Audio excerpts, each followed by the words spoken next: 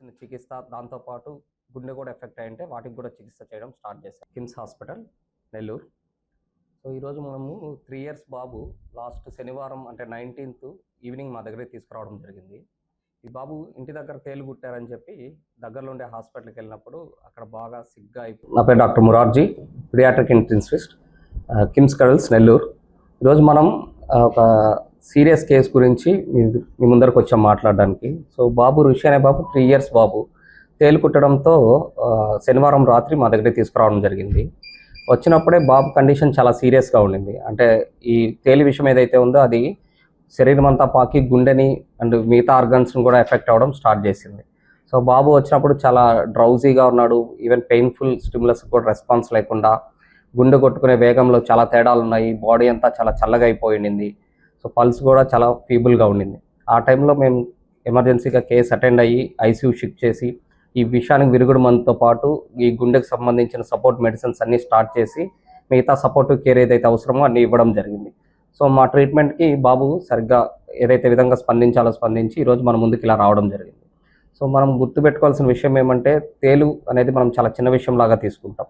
కానీ తేలులో ముఖ్యంగా ఎర్ర తేలు కుడితే ఆ విషయం చాలా ఎక్కువ ఎఫెక్ట్ ఉంటుంది. ముఖ్యంగా గుండె, బ్రెయిన్ మీద ఎఫెక్ట్ ఉండడము, ఈవెన్ ప్రాణాలకు కూడా చాలా ఎక్కువ ఇబ్బంది ఉంటుంది. ముఖ్యంగా చిన్నపిల్లల్లో ఏదైతే విషం మోతాదు ఆ బాడీ సర్ఫేస్ ఏరియాకి చాలా ఎక్కువగా ఉండడం వల్ల ఈ విషయం సంబంధించిన ఎఫెక్ట్స్ చాలా ఎక్కువగా ఉంటాయి.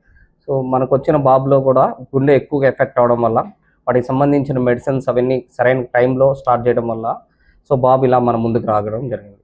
సో ఇక్కడ కిమ్స్ కడల్స్లో 20 beds, 20 bedded NICU and 10 bedded PICU అన్ని అత్యధిక సదుపాయాలతో పాటు ఎక్స్పర్టైజ్ కూడా కలిగి ఉంది.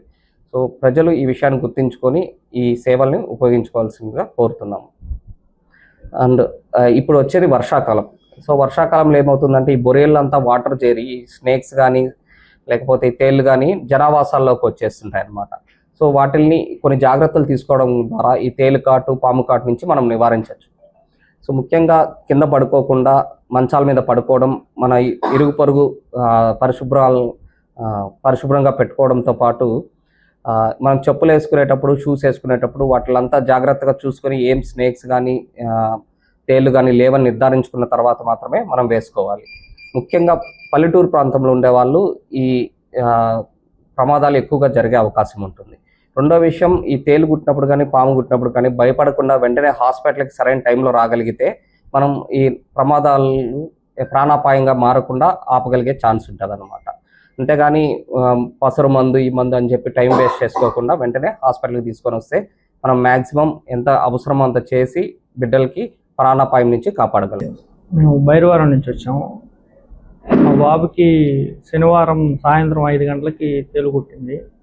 దగ్గరలో ఉండే హాస్పిటల్కి వెళ్తే అక్కడి నుంచి ఇక్కడికి పంపించారు, కిమ్స్ హాస్పిటల్కి వెళ్ళమని.